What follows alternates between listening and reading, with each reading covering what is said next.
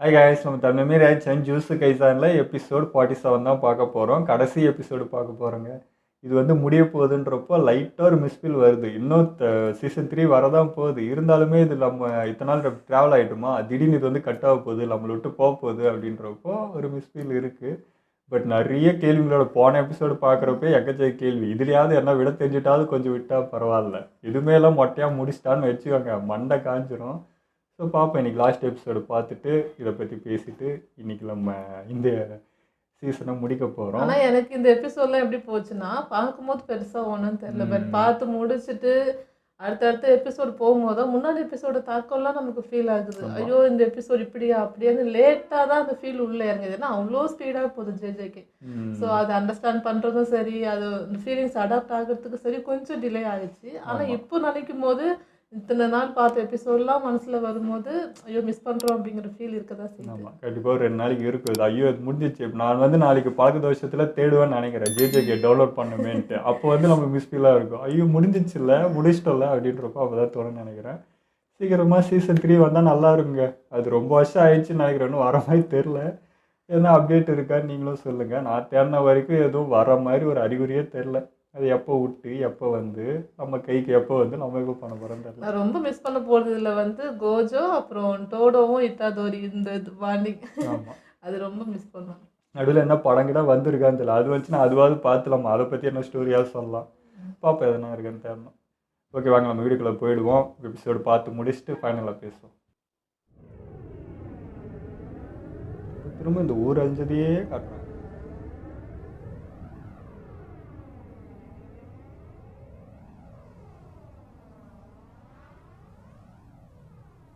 உனக்கு ஞாபகம் இருக்கா இல்லையான்னு தெரியல. சாபங்கள் அழிக்க என்னெல்லாம் வழி இருக்குன்னு நாம பேசிக்கிட்டோமே, அதுக்கு நாம என்ன வழிய பயன்படுத்தலாம்? மனித இனம் அடுத்த கட்டத்துக்கு போகுங்கிறது தான் நிதர்சனமான உண்மை.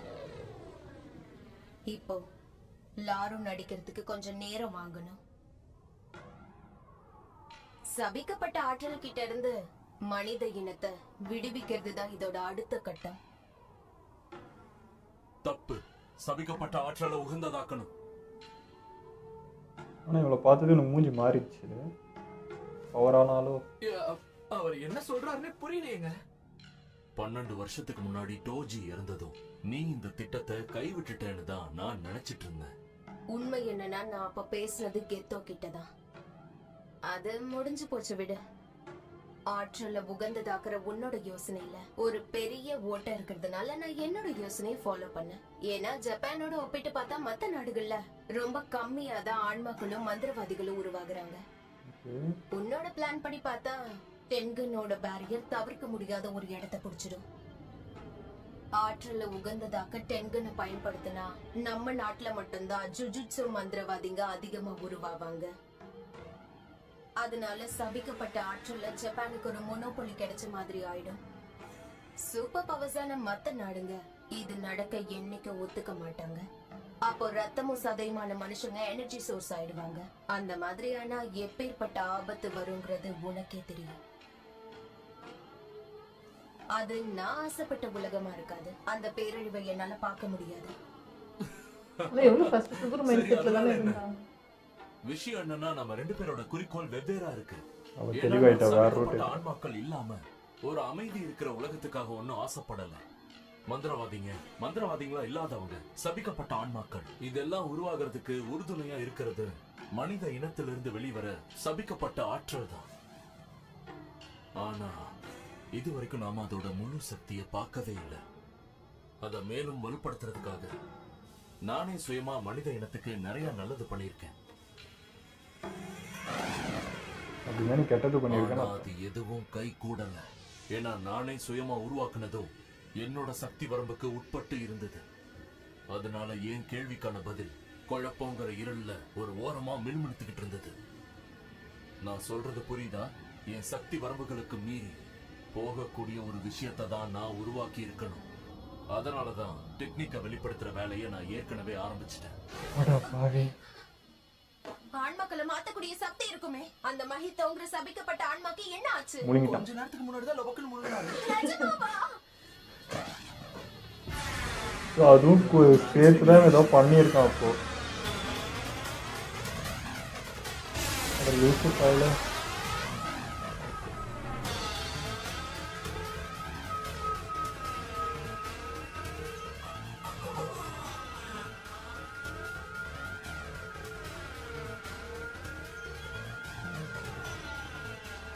டென்கனோட பேரியரா வாய்ப்பே இல்ல.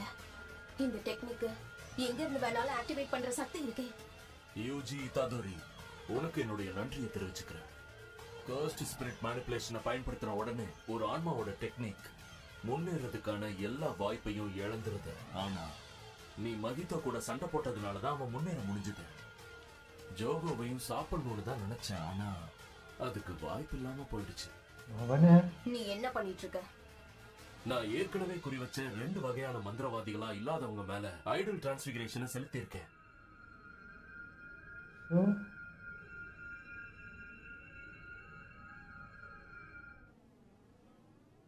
என்ன நடக்கும் ஒன்றுமே புரியல எனக்கு.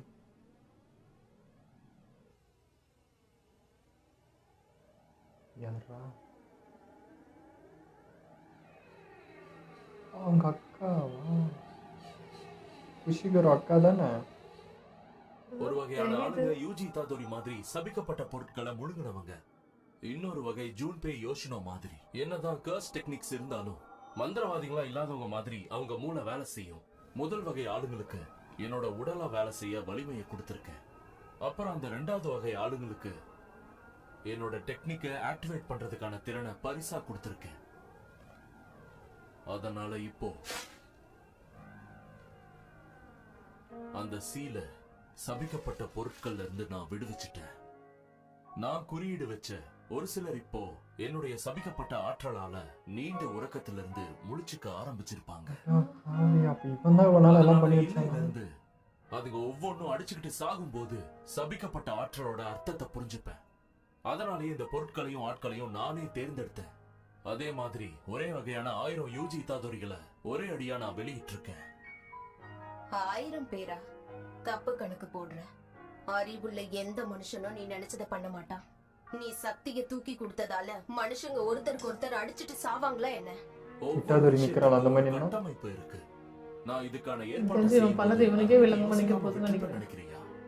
நீதான் என்ன குறைச்சு மதிப்பிடுறியோன்னு தோணுது. இவன் எனக்கு கடுப்பேத்துறான். வா எல்லாரும் ஒண்ணா சேர்ந்து அடிப்போம். என்னாலதான் அசைய முடியாதுல்ல.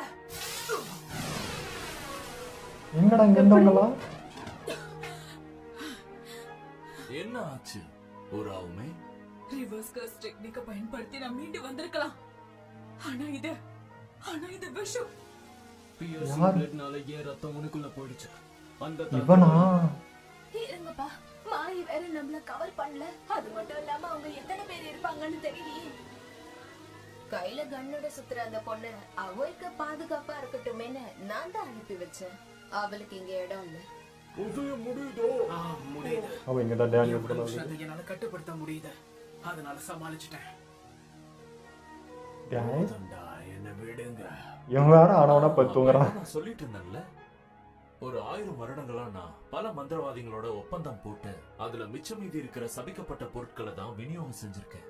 ஆனா ஒண்ணு, எனக்கு இந்த உடம்பு கிடைச்சதும் மந்திரவாதிகளோட மட்டும் இல்ல, இந்த உடம்போட கட்டுப்பாட்டுல இருக்கிற பல ஆன்மாக்கள் கூடவும் ஒப்பந்தம் போட முடிஞ்சது. என்ன சொல்ல வர?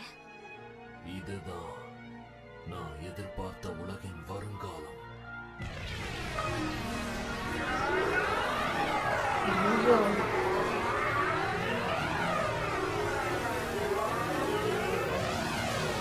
இங்க ஒரு வார கிரியேட் பண்ணிட்டு போற மாதிரி.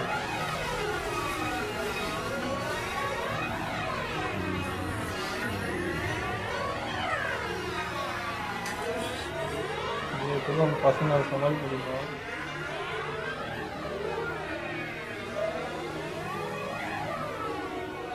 எட்ரா அடி, நீ வேற கடுப்பு எடுத்துடலாம். நீங்க வச்சிருக்காங்கன்னா போகிட்ட பவர் இருக்குன்னு அர்த்தம். தெரிஞ்சு எல்லாரும் என்ன பண்ண அவங்களே அவங்க வீட்டுக்கு தான் போகிறாங்க. சோம்பேறியாகிறாங்க. தேவைப்படும் போது வருவான் நினைக்கிறேன். உன்னை அப்புறம் சந்திக்கிறேன் யூஜி இத்தாதோரி. இருக்கானே கோஜோ. ஏ உன் மேல நிறைய எதிர்பார்ப்புகள் இருக்கு. நான் வாய்கிட்ட வச்சாலே பயமாகுது. சொல்றது கேக்குதா சுகுணா? நாம எதிர்பார்த்த மாதிரியே ஜுஜுட்சுவின் செழிப்பான ஹெய்யான் உலகம் திரும்ப வந்துடுச்சு. எடுத்துட்டு போறேன்.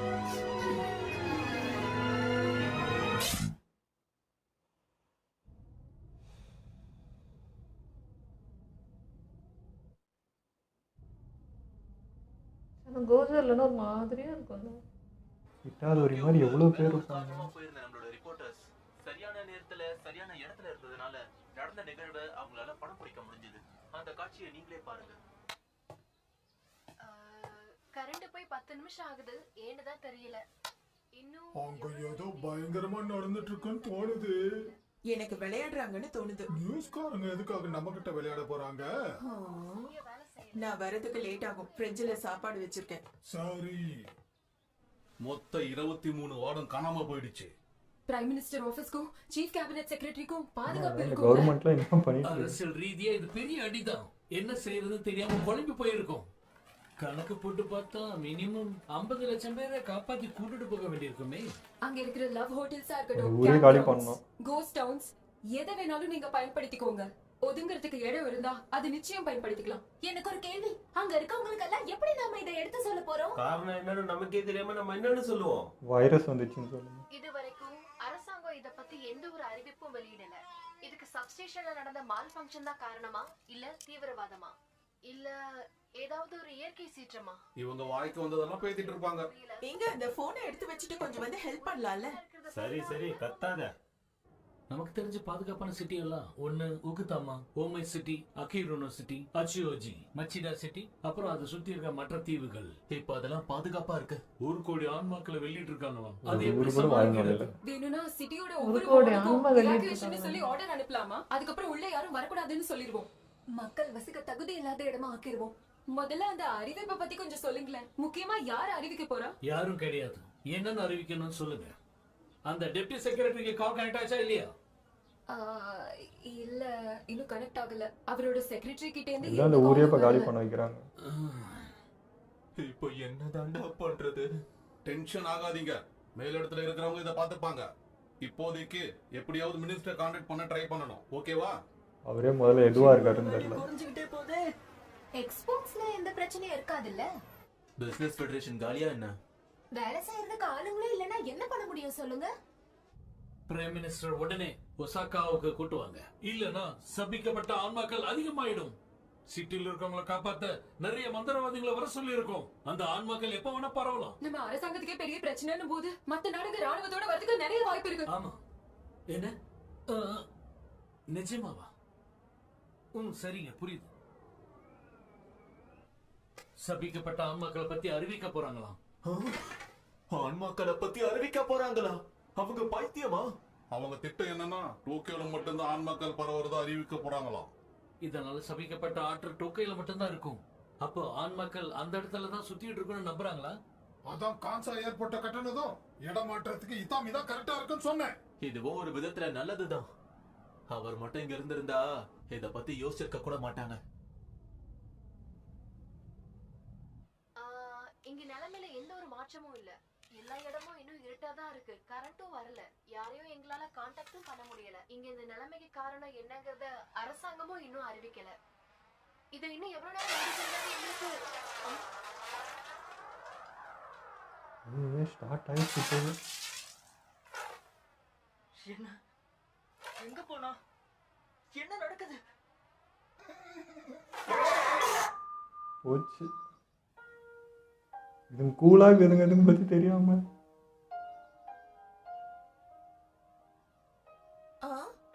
என்ன சத்தம் அது? படம் ஓடுதா?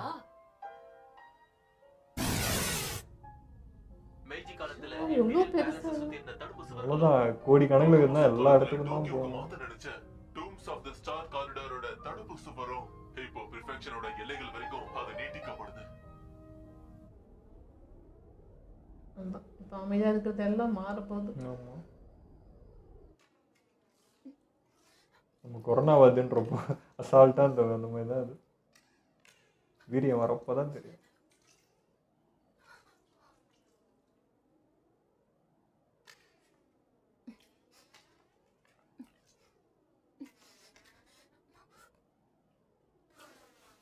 யாரா அது?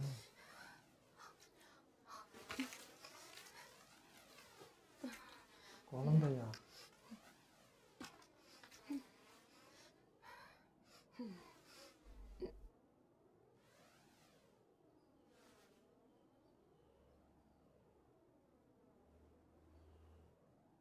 திடீர்னு என்ன வந்துட போகுது. தனியாக இருக்கே, யாருமே இல்லை போல இப்போதைக்கு ஊரில்.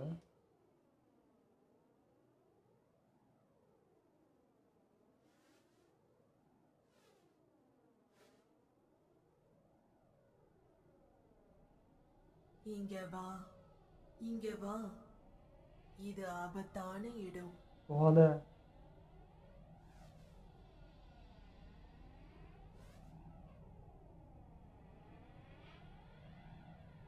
என்னடா ஆவியாவே வரீங்க? பிடிச்சு வச்சிருக்கேன்.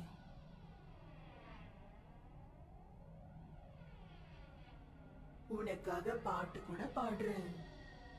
எதுல மூஞ்சி எப்படி இருக்கு? என்ன பயப்புதா பாரு. அம்மா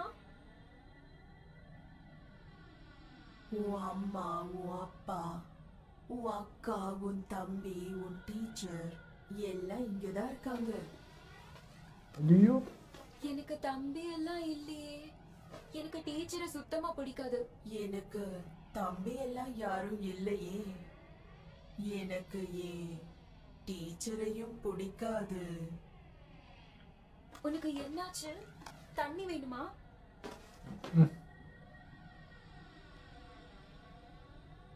ஆமா, தண்ணி வேணும். அதுக்கு இன்னும் உருவம் தெரில போல இந்த குழந்தைக்கு.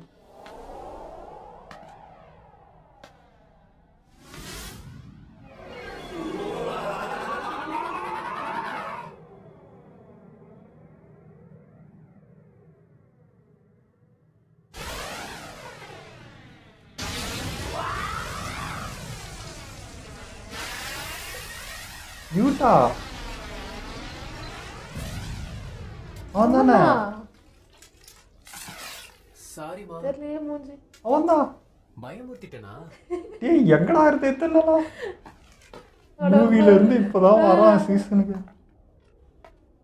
உன் கூட யாரும் இல்லையா? அம்மா அப்பா வேற யாராவது? அச்சோ, எனக்கு தெரியாது. அப்ப மாதிரி இல்லையே. பில்டிங்ஸா இருக்கு. அப்படின்னா வேற எங்க இருந்து தான் வந்திருக்கணும். ரொம்ப தூரம் நடந்து வரையோ? இவ்வளவு கலவரத்துலயும் இவன் ஃபேஸ் பார்க்கறதுக்கு ஒரு பாசிட்டிவ் ஃபீல் ஐயோ ஆகுது. பாவம், நீ கஷ்டப்பட்டிருக்க. வச்சுட்டேன். உன்னால அதுங்களை பார்க்க முடியுதா? உன்னோட ஆட்டிடியூட்லாம் மாறி இருக்கு இப்போ. ரீகா, எப்படி பண்றீங்க? வளர்ந்துட்டால அத கூட கொஞ்சம் இருக்கலாம். பொறுமை வேணும். ஒரு மாதிரி பயந்த முஞ்சாவே இருக்கும் எப்பவுமே. மன்னிச்சிருங்க, நான் தான் கொஞ்சம் தயங்கிட்டேன். பொறுத்திருந்து வேடிக்கை பார்ப்போம், தேவைப்படுறப்ப போலான்னு நினைச்சேன். ஆனா அதுக்குள்ள நிலைமை எல்லாத்தையும் மீறி போயிடுச்சு. உங்களுக்கு புரியுதா இல்லையா? நான் எப்பவும் உங்களுக்கும் இல்ல உங்க குறிக்கோளுக்கும் துணையா இருக்க மாட்டேன். இந்த உலகத்துல இருந்து சபிக்கப்பட்ட ஆன்மாக்களை அழிக்கணும்னு நினைக்கிற ஒரு அழகு தேவதனை சொன்னதை செய்ய முடியலன்றதுனால அங்க உயிரோட இருந்த பசங்களை பத்திரமா கொண்டு வந்து உங்க இடத்துலயே நான் விட்டுடுறேன். இத ஒரு கைமாறுன்னு நினைச்சுக்கோங்க. நேரம் கடந்து போயிட்டே இருக்கேன். நான் உடனே டென்கன்னு சந்திச்சாகணும். நீங்க என்ன பண்ணுவீங்க? இவளே அவங்கிட்ட ஆசைப்படுறான். ஆசைத்திட்ட யூட்டாவோ கோட்ஸு. இந்த மழுப்புற பேச்செல்லாம் என்கிட்ட வேணாம். விஷயத்துக்கு நேரடியா வாங்க. இப்போ உங்க பேச்சு நம்புறீங்களா இல்ல நம்பலையா?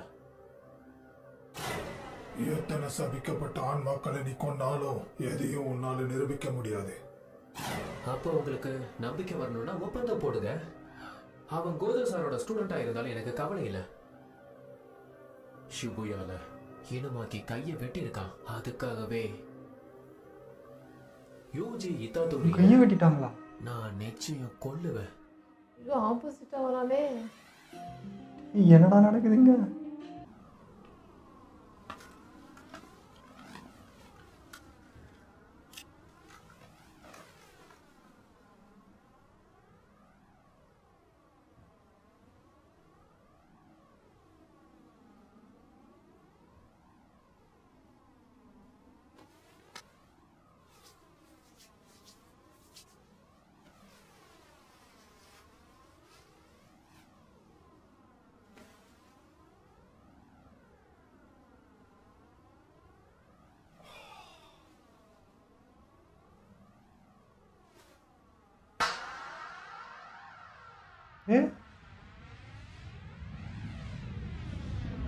Pseudo technique கற்றுக்கிட்டானா?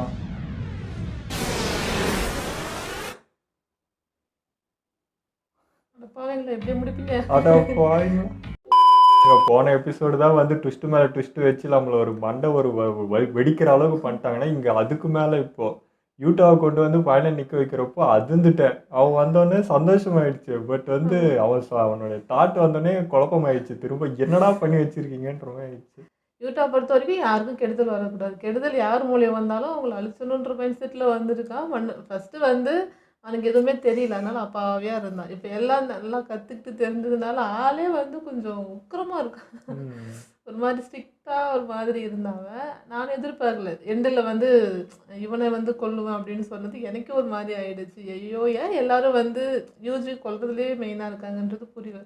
சுக்னா மேலே கோவம் தான் சுக்னா வர வச்சு ஏதோ ஒன்றும் பண்ணலாம், ஒன்றுமே பண்ணாது. இவனை ஏன் அப்படி பண்ணுறாங்கன்றது ஒரு மாதிரியாக இருக்குது. ஏன்னா இவனாக இருக்கும்போது யாருக்கும் எந்த தீங்கும் வரதே கிடையாது.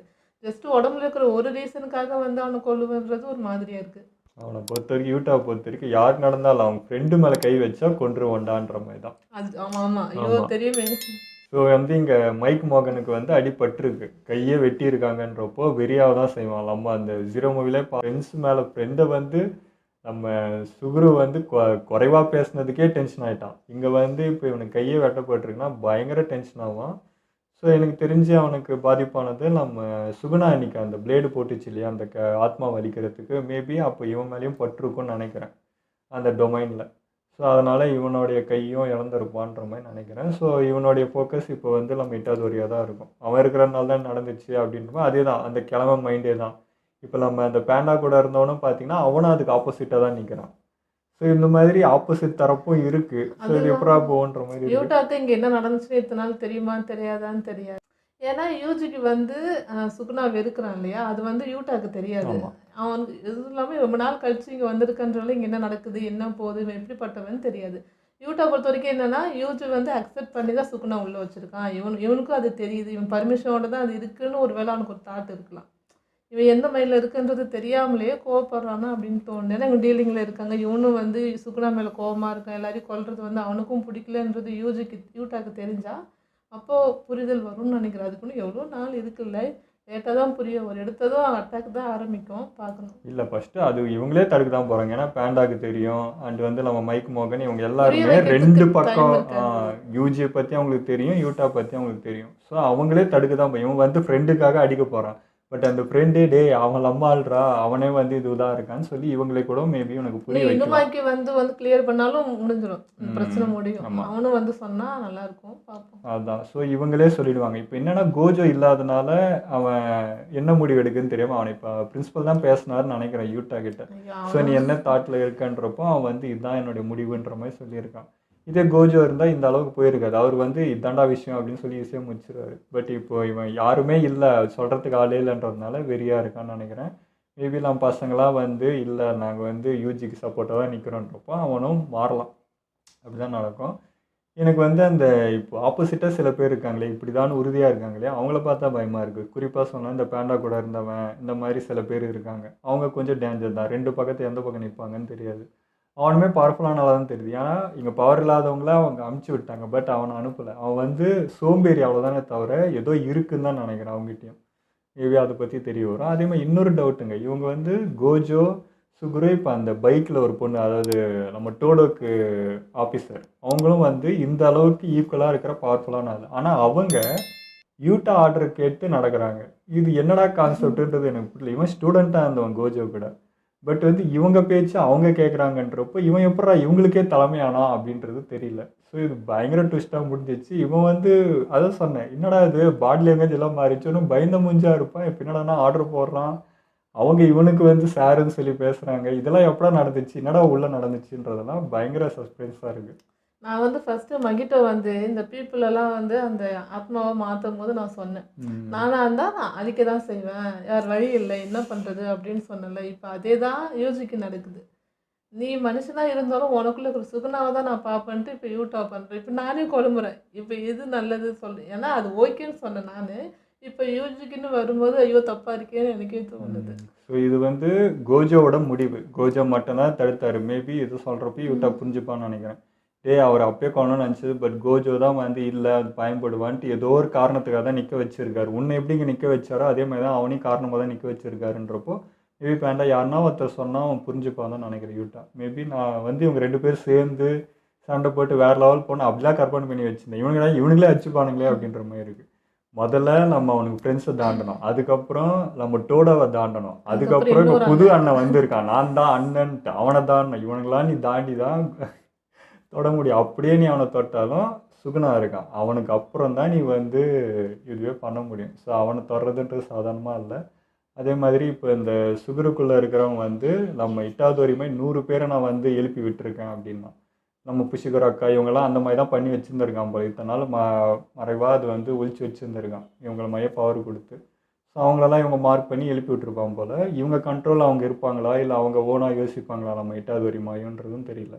அது போக கோடி கணக்கில் ஆத்மா வேறு.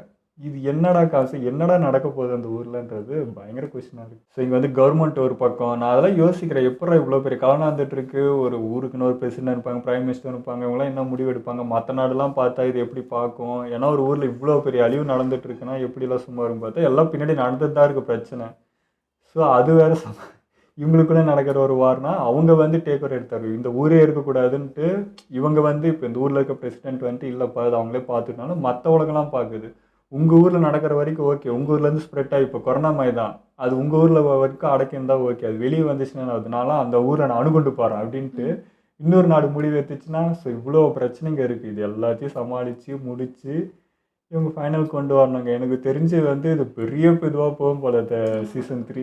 இது இப்போலாம் சும்மா இது ட்ரைலர் மாதிரி இருக்குது, இனிமேல் தான் நான் மெயின் பிக்சருன்ற மாதிரி இருக்குது இது பார்க்க. இல்லை கோஜோ ரிலீஸ் ஆகி வரும்போது என்ன கலவரத்தில் இருக்கும் எல்லாரும் அப்படின்றது தான் இல்லை.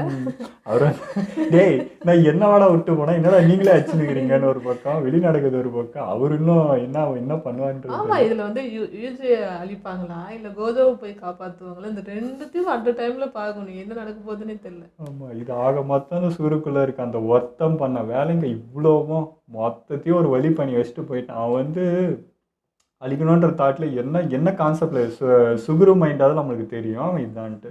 பட் அவனை கண்ட்ரோல் பண்ணுறவன் என்ன மைண்டு எதுக்காக இது பண்ணிகிட்டு இருக்கான்றதே இன்னும் நம்மளுக்கு தெரியல.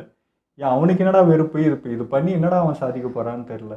இதை அழிச்சு விட்டுட்டு இது மறுட்டி விட்டுட்டு என்ன கான்செப்ட். ஃபர்ஸ்ட் அந்த ஆத்மா இத்தனை நாள் எங்க போச்சு, இத்தனை நாள் எங்க இருந்தது, கரெக்டா ஏன் சுகுரு இதாகும்போது அந்த உடம்பை டேக் எடுத்துக்கிச்சு என்றதே எனக்கு புரியல. மேபி அவனுக்கு தானே தாட் இருக்கு, அவனுக்குள்ள எல்லா ஆத்மாவும் இருக்குன்றப்போ மேபி அவனை டார்கெட் பண்ணியிருப்பான்னு நினைக்கிறேன். அவன் எப்படா சவான் வெயிட் பண்ணி அவனுக்குள்ள பூந்துட்டானா என்னன்றது. அது இல்லாம இப்போ அவங்க வந்தப்பந்தான் அந்த ஈஜோட இவன் அண்ணனும் வரான், அந்த கெட்ட ஆத்மா வரும்போது இவனுக்கு இத்தனை நாள் எங்க இருந்தான்றதும் புரியல. ஸோ இவங்களாம் அவங்க கண்ட்ரோலில் இருந்தாங்களே, இவன் சுகுருன்றவன் கண்ட்ரோலில் இருக்கிறதா இத்தனை நினச்சிட்டு அவன் வந்து இவங்களுக்குலாம் விடுதலை கொடுக்குறேன் உங்களுக்கு வாழ்க்கை கொடுக்குறேன்றதுனால இவங்க இந்த பக்கம் டீமாக நின்றுட்டு இருந்தது.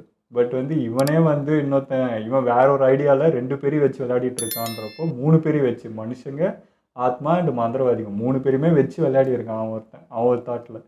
ஸோ அதெல்லாம் இப்போ புரிய வந்து இப்போ தான் தெரியுது. மேபி இது அதான் சொல்றேன், 2 பக்கமும் தரப்பு வேறு. இத்தனை நாள் அந்த அண்ணனுக்கு யூஜி தம்பினே தெரியல, இத்தனை வருஷம் தெரியாமலே இருந்துச்சான்னு கேட்குறேன். தெரிஞ்சுமே தம்பி இங்கே இருக்கான்னு தெரிஞ்சுமே நீ எப்படி இன்னொரு டீமில் ஆப்போசிட்டில் நீ எப்படி இருந்தா அவனுக்கு தெரியலன்னு அர்த்தம். இப்போ தானே அவனே உணர்றான் எனக்கு இன்னொரு தம்பி இருந்திருக்கான்ற மெமரியாக அவனுக்கு இப்போ தானே வருது. ஸோ இத்தனால அவனுக்கு தெரியல, அந்த மெமரியாக அழிச்சிருப்பான் எதனா பண்ணியிருப்பான்னு நினைக்கிறேன். ஸோ இப்போ தான் அவனுக்கு அது புரிய வந்து, ஓ இவன் என் தம்பிடா, இனிமேல் நான் காக்குறேன்டான்ட்டு மாறிடுப்பான். எனக்கு அந்த தாத்தா மேலே தான் கோவம். யூஜி தாத்தா படுத்த படுக்கையில் இருக்கும்போது நீ உண்மையை சொல்லுவீங்களா? ஏன் இத்தனை நாள் இருந்தாங்கல்ல உயிரோடு இருக்கும்போது இதெல்லாம் சொல்லியிருக்கலாம், ஃபோட்டோ காமிச்சிருக்கலாம். அதெல்லாம் பண்ணாமல் கடைசி டைமில் தான் நான் போய் சொல்லுவேன்ட்டு ஒரு சஸ்பென்ஸ் வச்சுட்டு போயிட்டாரு. இவனும் பொறுமை எல்லாமே கேட்கல. அது வேற. ஸோ இவனுக்கு தான் இப்போ பயங்கர என்ன யோசிச்சாலுமே இங்கே இட்டாவது ஒரு தாங்க மாட்டின்னு முழிக்கிறான். அவனுக்கு தாங்க பயங்கர ப்ரெஷர் ஆகுது, எல்லா பக்கமும் சமாளிக்கணும். இப்போ கூட பாருங்க, அவன் என்னவோ ஒண்டியாக தனியாக நிற்கிற மாதிரி இருக்குது. அவனும் அவனை ப்ரூவ் பண்ணிக்கணும், அதையும் உள்ளே இருக்க சுகுணா வெறுத்து போய் அதையும் வச்சுட்டு இருக்கான். இவங்களையும் ப்ரூவ் பண்ணோம், காப்பாற்றவும் செய்யணுன்றப்போ எக்கச்சக்க ப்ரெஷர் அவனை நோக்கி தான் இருக்குது. ஸோ அவன் என்ன பாடுபட போகிறான் சீசன்ன்றது தான் இது. எனக்கு தெரிஞ்சு கடைசியில் வந்து யூஜி யூட்டாவும் ஒன்றா சேர்ந்து பண்ணுவாங்க. ஏன்னா யூஜியை புரிஞ்சதுக்கு அப்புறம் 2 பேரும் சேர்ந்து அட்டாக் பண்ணுறதை பார்க்குறதுக்கு எனக்கு இப்போவே இதாக இருக்குது. ஐயோ நல்லா இருக்குமே. ஸோ இது 2 பேர் இப்போ எப்படி கோஜோ அண்ட் சுகுரு மாதிரி அந்த 2 பக்கம் 2 பேர் நின்றுட்டு இவன் எட்டா இவன் கரெக்டாக அவன் கரெக்டான்ற மாதிரி போகணும்னு நினைக்கிறேன். 3 அது புரிஞ்சு சேரலாம், அப்படி தான் நடக்கணும். அதேமாதிரி டோடோட டெக்னிக் தாங்க லாஸ்ட்டு அப்படி கிளாப் தட்டி அது ஒன்று பண்ணான். அதுக்குள்ளே டோடோ டெக்னிக்லாம் கற்றுக்கினியா, எப்படா உனக்கு கற்றுக்கிட்டான் அப்படின்றதும் பாருங்களேன். கிளைமேக்ஸ் முடிக்கிற அந்த செகண்ட் அங்கேயும் ஒரு ட்விஸ்ட் வைப் பண்ணா, நீ அப்பயும் நீ மண்டை வச்சு சாவணுண்டா அப்படின்ற மாதிரி பண்ணுறாங்க. ஸோ இது முடிய போதேன்னு ஒரு வேதனைனா இவ்வளோ சஸ்பென்ஸ் வச்சு இதை முடித்து எங்களை இன்னும் வெறியாத்துறீங்கல்ல. இது வந்துட்டு இப்போ என்ன சொல்கிறது, ரொம்ப மிஸ் பண்ணுவோன்னு நினைக்கிறேன். நாளையிலேருந்து இவ்வளோ சஸ்பென்ஸ் வச்சு விட்டா எப்படா வரும்ன்ற வெறியிலேயே வெயிட் பண்ணுவோம். சும்மாவே மிஸ் பண்ணுறோன்னு போன எபிசோட் எதோ சொன்னேன். யூட்டாவை காமிச்சிட்டு இப்படி முடிச்சிங்கன்னா என்ன பண்ணுறது? நான் சொல்லிட்டே இந்த என்னடா இது, அந்த 0 மூவியில் காமிச்சாங்க சீசன் நானும் வருவான், இந்த எபிசோடு வருவான், அந்த எபிசோடு வருவான், என்ட்ரி கொடுப்பான், மாஸ் என்ட்ரி வரும், நானும் வெயிட் பண்ணேங்கிறேன், வரவே இல்லை. மேபி அது வேறு கதையாக போகும் போல், இது வேறு கதையாக போனால் அப்படியே ஏற்றுக்கிட்டேன். பார்த்தா இப்போ வரான், எங்கடா ஏற்றுன்னு வந்து வைக்கிறீங்கன்ற மாதிரி. ஓகேங்க, இதுதான் ஃபைனல். இதோட ஜூஸை கைசான் முடியுது. இனிமேல் நம்ம அடுத்த அனிமிக்கு போகிறோம். அடுத்த அனிமி என்னன்றது முடிவு பண்ணிவிட்டு அதையும் நாங்கள் சொல்கிறோம், அப்டேட் பண்ணுறோம். அண்ட் வந்து சீசன் 3 வந்ததும் இதையும் நம்ம பண்ணலாம். ஆமாம், அடுத்த அனிமி வந்து கொஞ்சம் லேட்டாக போகலான்னு இருக்கும். ஒரு 4 நாளாவது டைம் எடுத்துட்டு கொஞ்சம் ரிலாக்ஸாக போயிட்டு அடுத்த அனிமி நம்ம ஸ்டார்ட் பண்ணலாம். ஸோ அது வந்து டிஸ்கஸ் பண்ணிட்டு தான் இருக்கும், எது எடுக்கலாம், எது எடுத்தால் கரெக்டாக இருக்கும் அந்த டைமுக்கு அப்படின்றது. ஸோ நாங்கள் யோசிச்சுட்டு உங்களுக்கு சொல்லிடுறோம். ஓகே, இதெல்லாம் நம்ம வீடியோ முடிச்சுப்போம். மறக்காமல் லைக், கமெண்ட், ஷேர் பண்ணுங்கள். மறக்காமல் சப்ஸ்கிரைப் பண்ணிடுங்க.